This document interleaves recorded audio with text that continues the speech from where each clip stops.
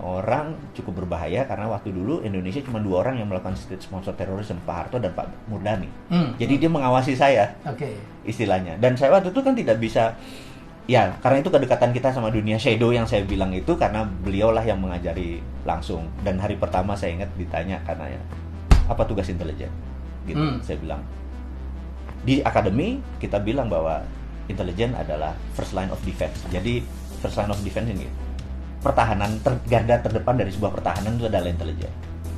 Nah, first line karena itu intelijennya itu harus mengendusnya tajam. Kita bukan intelijen, ada 6 fungsi intelijen, salah satunya spy, salah satunya mata-mata. Jadi kita bedain gitu ya. Kemudian saya bilang first line of defense, di mana garda terdepan sebuah pertahanan adalah intelijen. Jadi intelijen itu ibaratnya anjing tuh buas, tajam, bengis. Bahkan sebelum bergerak pun, karena dunia pertahanan adalah eradicate threat. Ini harus dicatat nih, ini sebagai pelajaran aja bahwa tugas pertahanan, tugas militer adalah eradicate threat, meniadakan ancaman.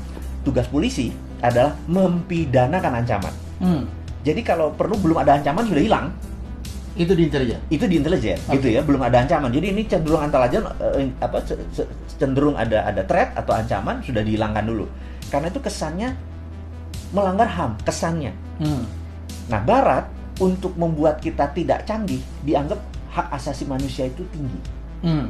Padahal pertanyaan sederhana nih, saya tanya sahabat semua nih, saya tanya ke Mas Helmi, saya tanya, tinggian mana human right sama nation right? Nation right sih. Selesai. The end of discussion.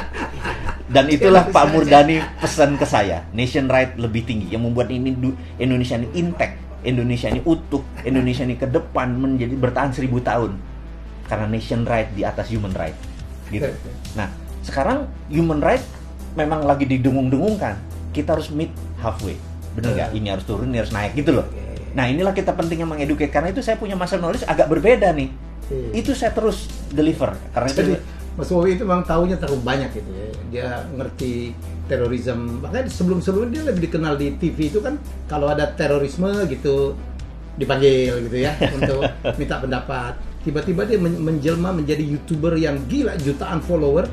Ya punya masa juga gitu. Jadi dia punya apa ya, binaan para pengusaha. Saya kemarin diundang waktu kita bikin CEO Mastermind. Waduh, ini orang kayak nabi gitu, apapun yang dia katakan itu, wah, diterjemahkan gitu. Apa namanya, MMBC ya, Pak? Iya. Ada 4.700 alumni MMBC yang saya MMBC itu Millionaire Mindset Bootcamp. Jadi, dan itu fanatik ya, Pak? Fanatik sekali, karena kan kita gini, kita tuh merasa bahwa kita tuh pengen bersama-sama orang selected person. Jadi gini, kenapa harganya harus 7 juta, 6 juta, 8 juta dan gitu mahal ya? Mahal sekali. Karena kita memang ingin mereka yang berkumpul adalah mereka yang mau sacrifice. Jadi dalam bisnis itu, dalam investasi itu bukan how much money you can get, tapi how much money you willing to sacrifice. Kalau mereka cuma berani sacrifice-nya 100.000 ya dapatnya 100.000, apalagi mereka yang moderat, modal dempul urat gitu ya. Yang cuman gratis dong, kenapa, ini kan ilmu gitu. Ya lu dapat yang gratis juga, lu nggak dapat ini. Tapi kalau dengan yang 8 juta lu sacrifice, Anda akan mau dapat the most. Nah, dengan 300 orang ketemu bareng yang masing-masing mau sacrifice 8 juta, terus mereka 3 hari 3 malam ngumpul bareng. Habis itu bisnisnya ribuan dan berapa kali itu menjadi power jadi gitu. Saya ngalamin, saya diajak oleh Mas Wowi, kemarin kita bikin bulan Maret ya? Maret itu kita bikin CEO Mastermind. Fee-nya, investasinya 14 juta. Ya ikut 100 orang. Gila. Dan disyaratkan omzet minimal 5 miliar. Saya gila tuh, ada satu orang ketemu, bapak-bapak, omzetnya berapa Mas? 1,4 triliun. Iya betul. Ikut. Dan fanatik, nggak pernah komplain, nggak pernah ngomong kemahalan gitu. Dan malah waktu itu kita mau bikin kelas lagi tentang how to do the pitching gitu. Ya, komunikasi. Itu langsung penuh tuh ya. Nah, ini pitching itu penting sekali karena bagi teman-teman pebisnis, kita tahu dari 1.000 orang hanya 17 orang di Indonesia yang pebisnis. Tapi pebisnis kita ini kita pengen scale up. Betul. Iya kan, kita pengen scale up. Nah, kelemahan yang paling kita berdua kita udah mereview dan teman-teman nanti kita pengen contribute ke teman-teman adalah kelemahannya adalah di pitching. Karena pitching itu harusnya dengan kurang dari 5 menit investor udah dapat aha momennya. gitu kan. Atau bahkan kalau lebih powerful lagi 3 menit. Udah cuma 3 menit dapat dapat wow. Terus wow itu gue mau. Iya, gue mau. Wow itu gue mau. Nah, kita ini pengen merasa mengusulkan, dan Mas Helmi juga mengusulkan kita gini. Jadi teman-teman, kita akan membuat pitch deck ini menjadi serial workshop. Jadi mungkin ada YouTube-nya, mungkin ada kelasnya, gitu ya. Penting sekali karena 3 minutes itu can change your life. Nah, itu yang kita mau ini. Jadi setuju nggak, gimana nih? Oh iya. Jadi ini yang sedang saya siapin dengan Mas Wowi. Saya tahu banyak sekali ide berkeliaran di luar sana gitu, tapi kan butuh bantuan modal, butuh angel investor gitu. Mencari investor itu sulit loh, minta waktunya sulit.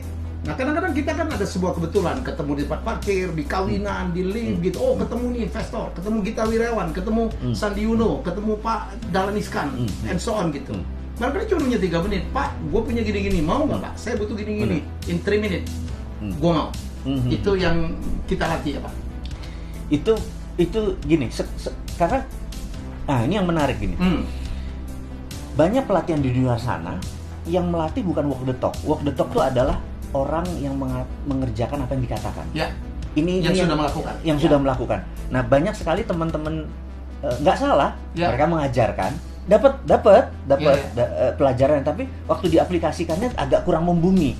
Karena ya yang mengajarkannya berilmu, tapi bukan berpengalaman. Nah, kita tuh ingin teman-teman nanti kalau join adalah yang mengajarkan adalah berilmu dan berpengalaman. Apa yang kita datengin benar-benar tadi seperti Pak Gita Wirjawan yang kita datengin, Mas Irwan Musri, kalau benar-benar orang yang benar-benar do the talk gitu ya. Sandi Uno gitu. Ini yang kita pikir mereka jadi saya tuh kalau invest semua yang kayak gini. Sisi lain, jadi beliau ini coach juga gitu, ya kan. Waduh, pengikutnya luar biasa dan dirawat sama beliau gitu.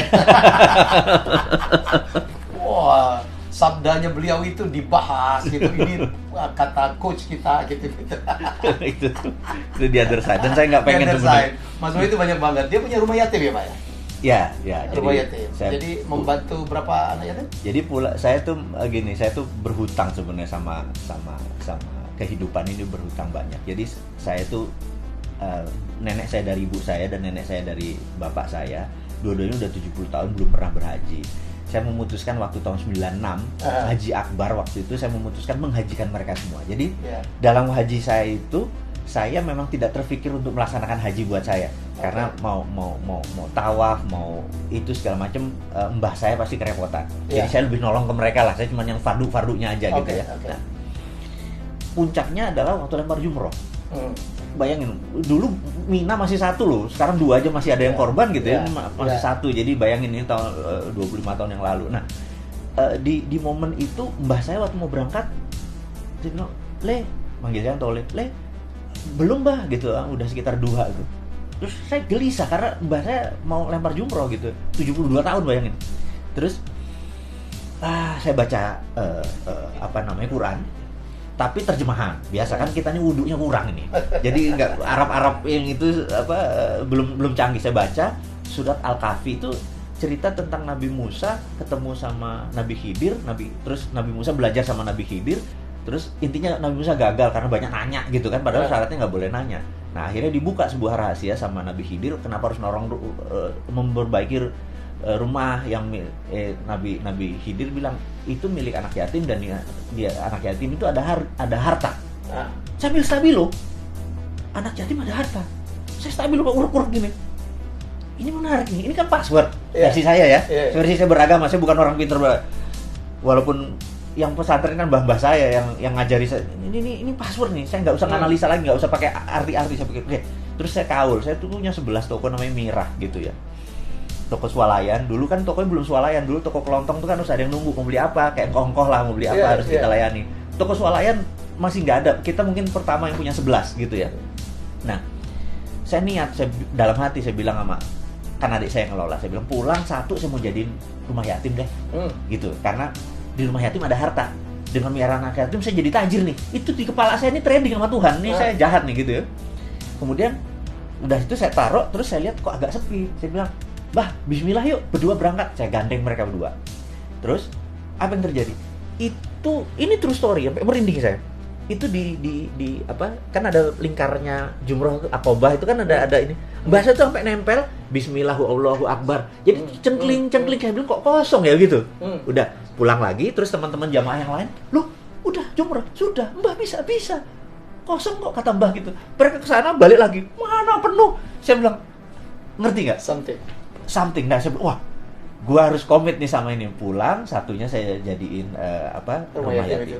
Namanya Yayasan Husnul Khotimah awalnya.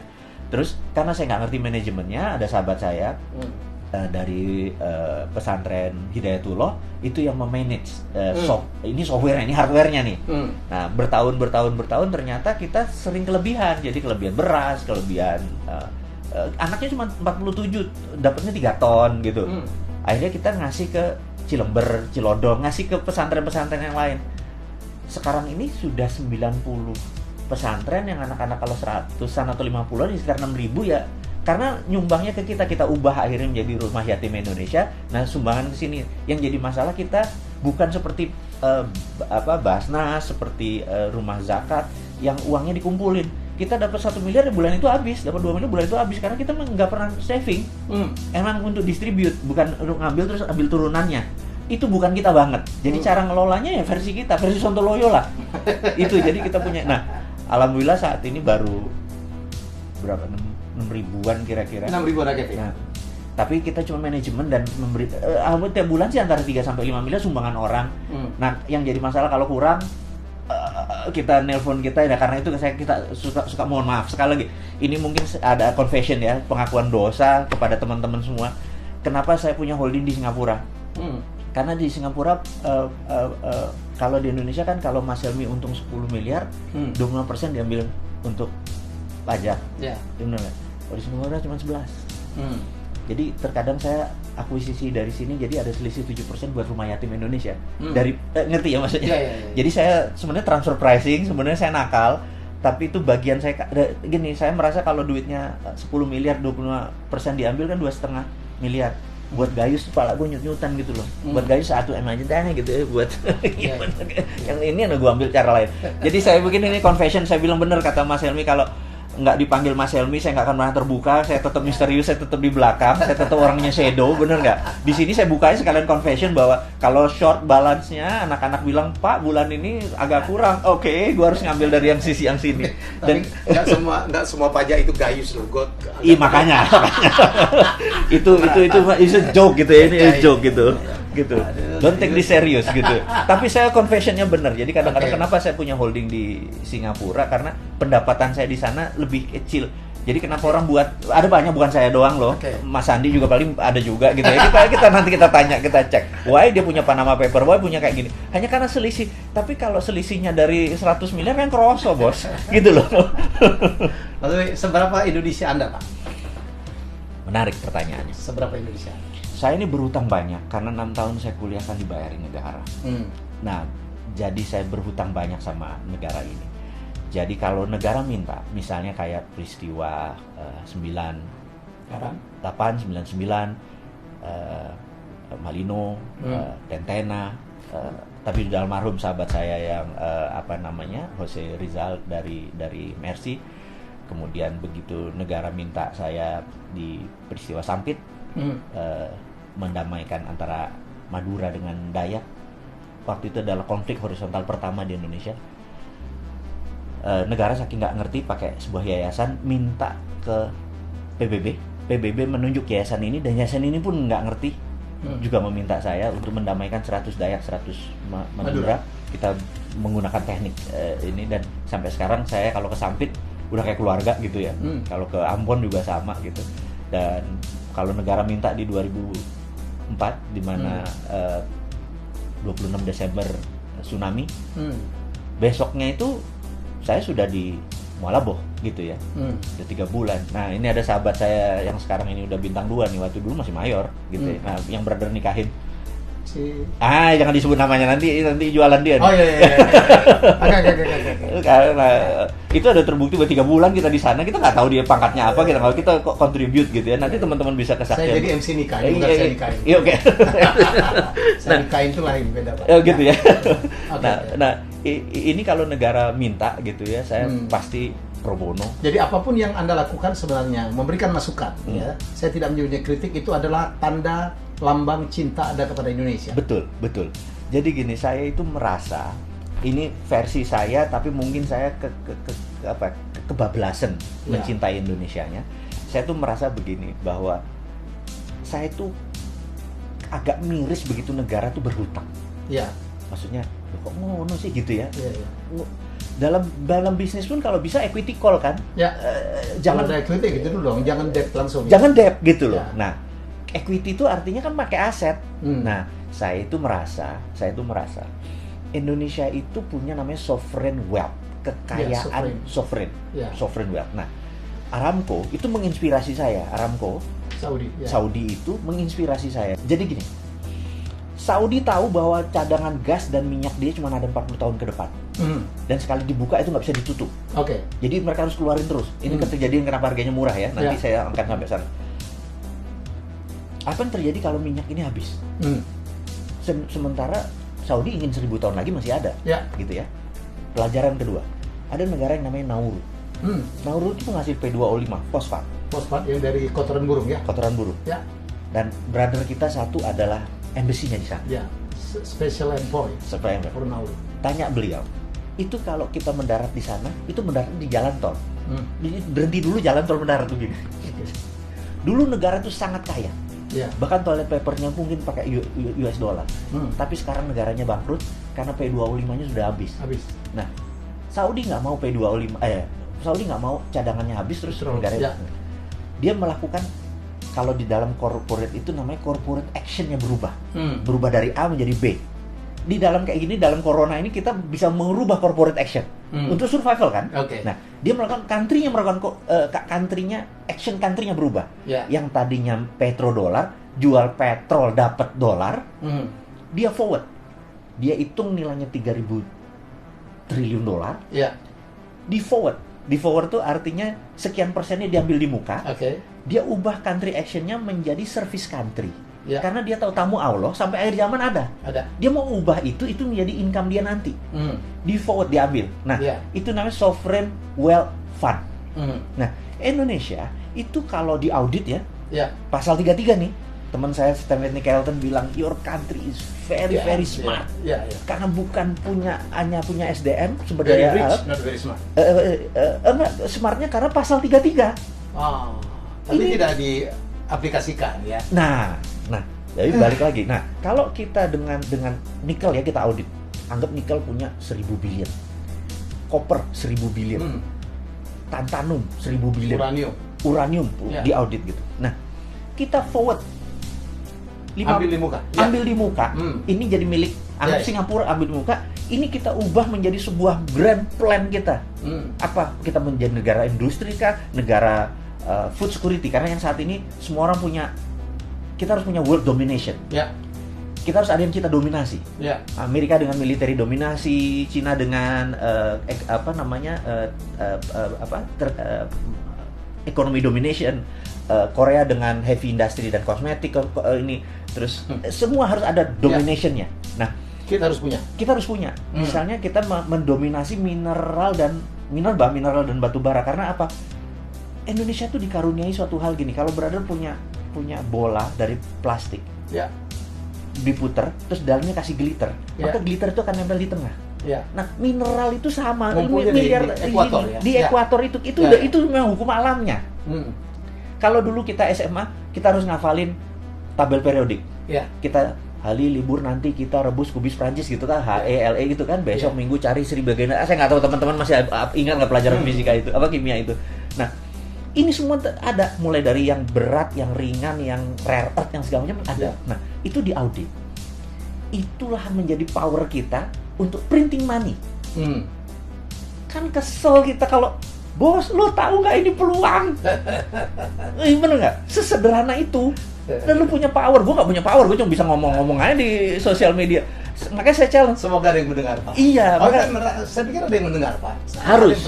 Nah, kalau ini dengan sosial media nanti kita ini adalah ini saya mudah-mudahan kedenger vibrasi saya. Saya bukan mau kaya, dari situ saya bukan mau jabatan politik. saya bukan public servant, bukan gue banget melayani orang itu, bener. Brother tahu kita udah lama, saya bukan. Jadi bayangin kalau Pak Jokowi, gue nggak bisa kayak dia. Pak Jokowi ya, kalau ketemu 10 orang nggak pakai sepatu, Pak Jokowi bisa copot sepatu menjadi sederajat. Lu nggak bisa? Sih nggak bisa. Ada 10 orang nggak pakai sepatu, gue nggak bakal copot sepatu gue mendingan beliin 10 dia sepatu supaya kita sama juga. Tapi gue nggak mungkin turun. Kan saya nggak ada humble-humblenya. Gimana gue bisa jadi presiden? Dia bilang nggak mungkin. Tapi konsep kita ambil. Siapa aja boleh terima. Nah, kegergetan saya ini adalah kalau nggak denger, akhirnya saya menggunakan kalimat yang agak nyinyir karena supaya nengok. Jadi kan kadang-kadang, dan Anda tahu bagaimana melakukannya. Suara Anda itu Pak di narasi video itu sinis. Nah, ini menarik nih. Nah, teman-teman, ini saya mau cerita. Ini gurunya, ini gurunya. Ini gini ya, ini gini. Misalnya teks itu teman-teman yang buat, saya ada tim yang buat, saya harus marah. Padahal saya kan orangnya happy, saya nggak ada masalah sama kehidupan ini, bener nggak? Gue nggak ada masalah utang, gue ada masalah ini, rekening gue oke aja gitu loh, happy aja. Terus saya harus marah gitu. Ini teman-teman, ini note-nya, ini beliau yang ngajarin. Jadi saya di depan kaca, saya ingat kata-katanya Mas Helmi, Mas Wowi, Mr. Bean itu sebelum syuting itu 30-60 kali di depan kaca dia action sampai dia ketawa, dia baru take, baru ambil. Oke, saya bilang gila. Gue berdrama nih, saya bilang gitu. Jadi saya di depan kaca, saya emosi. Cara emosi itu gini, kaki dinaik, diginin. Kayak orang frustrasi. 2-3 menit kemudian emosi, baru saya bacain. Makanya kesannya saya emosi. Gitu loh. Kesannya saya ada getar-getar marah gitu ya. Nah, jadi sebenarnya ada drama di belakang itu gitu. Abis itu, karena itu habis 2-3 rekaman, kepala saya suka pusing. Karena itu bukan gue banget gitu. Tapi demi message itu tercapai gitu loh. Dapat Pak. Demi message. Itulah saya bilang. Dan ini ada satu lagi brother yang ngajarin sahabat kita, Pak Teddy Darmanto. Penting sekali. Jadi gini, apa bedanya acting pura-pura menjadi sama menjadi? Nah, gitu. Jadi orang kalau mau dapat Oscar itu bukan pura-pura menjadi pegawai, tapi menjadi pegawai. Jadi ini beda nih. Karena itu kalau main sinetron dia pura-pura menjadi supir, pura-pura menjadi orang miskin.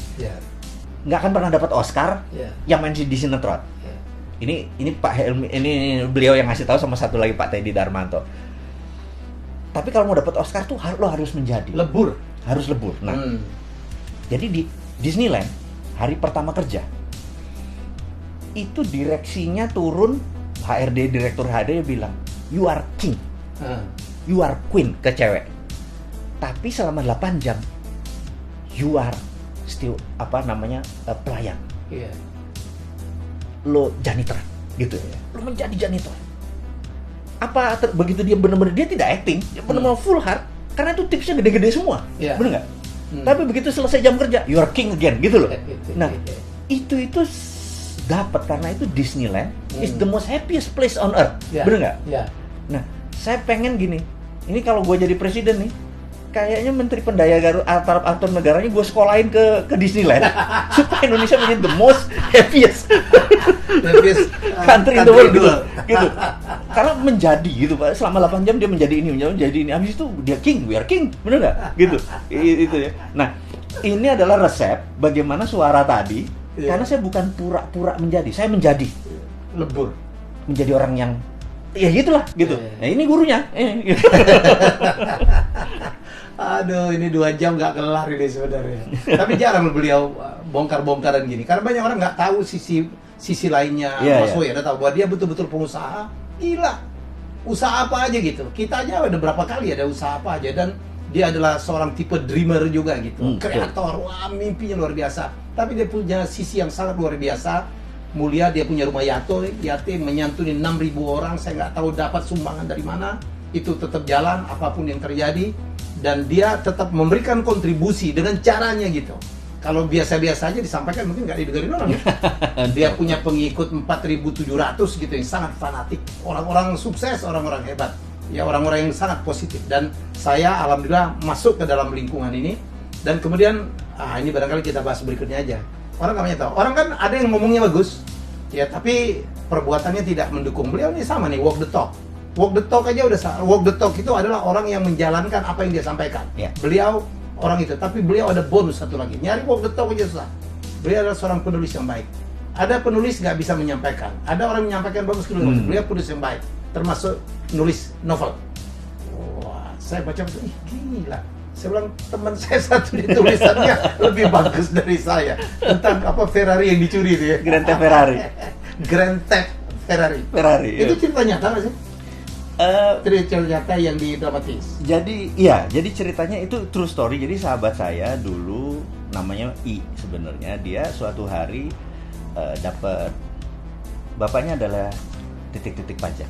Jadi zaman tahun 80-an jangan tanya kalau ini kan belum seketat sekarang ya. Dia tuh sekolah dibayari oleh orang tuanya, dikasih 150.000 untuk 4 tahun, dolar artinya ditaruh di muka. Nah, dia spending ini untuk barang-barang mewah, termasuk Ferrari tadi. Suatu hari saya nggak kenal dia. Sekarang saya nanti bawa kenal ini lo orangnya gitu ya. Sekarang ini my partner in crime gitu ya. Ini true story. Nah, terus saya dari dulu memang di San Francisco di Amerika, karena ikut Permias tuh anak-anak bilang, lu kalau ada problem orang ini aja, ini orang ini problem solver. Ini problem solvernya dalam arti nakal. Ini saya kasih contoh sebelum dia nih. Nah, problem solvernya misalnya gini. Suatu hari saya kedatangan satu anak Cina gitu ya. Saya kalau ngomong bener karena memang rasnya Cina dan orangnya, tapi dia sahabat saya, dia pemilik bank. Dia datang bilang, iya gue tahu, lu ngapain di sini? Bokap gue belum ngirim duit. Terus lu mau minjem gue duit? Minjem gue duit? Enggak sih. Katanya kalau sama lu ada ide. Gimana? Pacar gue di Oregon, ulang tahun. Gue nggak ada duit. Lu ada ide nggak? Itu versi lu tuh. Ini sini kuncinya. Mau diapain? Jadi saya colong peleknya, saya taruh mobilnya. Lo asuransi kan? Asuransi. Kemudian asuransi kan bayar, terus peleknya saya balikin lagi gitu ya. Jadi dia dapat $2,000 waktu itu, ngakali asuransi. Wah, thank you ya bro gitu. Itu kan bajingan sudah. Di Amerika kita punya ilmu kayak gitu. Tapi itu dark side. Sisi lain, dia ada flip of Mardigu, yang makanya saya bilang wudhu saya nggak pernah penuh gitu ya. Dosanya banyak gitu ya. Terus, nah ini juga sama. Jadi sudah dari mulut ke mulut kalau ada problem. Nah, tahu ada telepon saya dari Kansas ini, saya bilang, oh iya, gua nggak tahu siapa lu, saya bilang kayak, ya gua ada masalah. Ya masalah lu jangan kasih ke gua bisa kasih lu $5,000. Oke, jadi kalau $5,000 we are talking, dia bilang gitu. Gini, nyokap gua sekarang di LA, 2 minggu lagi ke Kansas. Kalau dia ke Kansas tahu ini barang, dia ngamuk pasti. Terus, tolong bawa mobil ini, lu umpetin, kata dia kayak gitu. Dah, saya sedang, iya, gua kasih lu $5,000. Kansas SF, bro. Itu kan 4 negara, 4 time zone kan? Amerika kan hampir 6 kan? Ini 3 time zone gitu. Wah, 2 hari 2 malam nih. Iya, 2 hari 2 malam nih, gitu ya. Terus itu November lagi. Waduh, udah mau musim dingin kan? 5,000 kurang kali. Tapi gue tambah di tengah-tengah, gitu. Saya panggil teman saya si B ini, bro, join apa? Bebelah yuk kita. Oke. Cuman jadi naik pesawat, dibayarin sampai sana. Itulah ketemu dia. Bilang, ini kunci, ini fulus, jalan ke Red Ferrari Testarossa gitu ya. Oh, jalan. Kita ada poin ketemu di Tacoma, saya lupa nama daerahnya. 2 jam kira-kira dari Kansas. Kita pakai poin, kling, telepon. Bos, gue udah di sini, gitu ya, ngabarin. Oh, oke. Klik pas telepon, dia jawab, udah sampai sana, oke, you on your own. Maksud lo apa? 5 menit yang lalu gue laporin bahwa mobil gue kecolongan. Jadi gue mau ambil asuransinya buat nyokap gue, nanti tanya duitnya mana, bener nggak? So you're on your own. Hilang. Anjir, gila, kita bawa stolen car. Dan itu belum ada dalam cerita Amerika tahun 88 mencuri mobil mewah. Kansas lo ini, bener nggak? Gila bro, nanti dikejar pakai chopper kita kan. Jadi kita bawa stolen, jadi kita dipaksa jadi penjahat. Self defense kita. Teman saya si B bilang, wah gila, ini harus kita ngapain? I don't know. Terus begitu kita mau jalan, kita tadinya mau terus Boulder ke Dallas, Colorado, terus ambil Utah. Tapi kebaca nih, kan orang kalau stolen dari tengah ini Midwest ini, itu kalau nggak ke Miami, ke California. Iya. Ini kebaca banget gitu loh. Tapi ini tahun 88, nggak kayak sekarang gitu ya. What do we do? Akhirnya kita ke utara ambil, ke Wyoming. Nah, kan utara, Montana, Wyoming. Sepi dong, Bo. Redneck semua. Kita Asia, pakai Ferrari, lu bayangin gitu. Nah, itu cerita. Nah, itu cerita basicnya. Kemudian kita kasih drama karena setiap jalan sih. Tapi ini true story. Setiap jalan Benny selalu nelpon. Saya bilang, lu nelpon siapa sih? Dia ini lover boy. Lover boy itu maksudnya doyan tebar pesona, TP gitu ya. Ya sudah, saya jalan terus, wah ada cewek satu Manado, cakep gini segala macam, gue ngincer dia nelfon, sebenarnya nelfon, namanya cowok lagi lagi TP begitu, bocor kan? Aduh gila lu, ada orang tahu satu lagi mengenai ini, bener nggak? Ya gitu. Nah, yang menarik, saya lompatin ceritanya. Yang menarik adalah kita suatu hari sudah short semuanya, kita perlu partner in crime another. Kita putuskan ini datengin aja deh, bener nggak? Waktu itu kita di Utah. Begitu dia datang, cep, gua shock, karena dia mantan gua. Yang kita harus putus. Ini real story atau ini real story? Mantan gua yang putus karena beda agama. Dia Manado Kristen, kita beda agama. Dan kita nggak bisa bilang bahwa kita kenal dong. Gak enak sama Benny. Lo tau dramanya gimana dong, nahan masih cinta karena putusnya karena putus dipaksa. Putusnya menarik, jadi baru pacaran ini di rumahnya. Ini saya ceritain, ini kurang ajar nih dipanggil gue jadi open up something gitu ya. Jadi ada satu momen di mana udah deket. Terus saya mau datang ke ngapel lah ceritanya, si tante keluar. Apa kabar? Nah, itu terus baik kan gitu. Duduk kan. Dia lagi mandi gitu. Setengah jam nggak keluar, saya bilang. Terus dia keluar. Nah, sebentar ya. Ini ada Kartini. Ini bagus dia, oh mama, oh papa gitu. Dia masuk lagi ke dalam. Saya baca oh mama, oh papa. Saya sampai habis itu. Dia keluar lagi. Gimana? Udah baca oh mama, oh papa? Apa? Itu ceritanya adalah tentang suami istri menikah 25 tahun. Happy tapi tanpa cinta karena dijodohin, tapi bahagia gitu. Singkat cerita, dia keluar lagi. Kamu ngerti ceritanya? Ya ngerti tante. Tante cuma mau bilang, kalau ada cinta tanpa perkawinan, pasti ada perkawinan tanpa cinta gitu ya. Jadi kamu ngerti dong maksud tante. Jadi halus banget ya. Oke. Nah, itu ketemu lagi, bener nggak? Yeah. Itu ketemu lagi dalam waktu periode yang sangat dekat gitu, ketemu lagi gitu. Inilah membuat ini jadi komedi romance thrill. Jadi saya sebenarnya bukan creating, saya memorizing. Jadi beda. Tapi nih. Bapak nulisnya keren banget, Pak. Saya kan penulis novel ya. Jadi, gayanya itu apa ya? Nakal gitu kan. Ya, jadi kayak dulu Bondan nulis juga aliran gitu ya, Pak. Iya. Tapi kadang-kadang kayak Nick Carter juga. Kebablasan juga. Gitu. Jadi ini luar biasa. Jadi saya nggak pernah bertemu orang demikian lengkap. Dia melakukan apa yang dikatakannya dan menulisnya sama hebatnya. Ya, saya berharap Grand Theft Ferrari atau Ferrari curian itu segera menjadi film ya, Pak ya. Pengen. Aduh, kita bikin Netflix aja, Pak.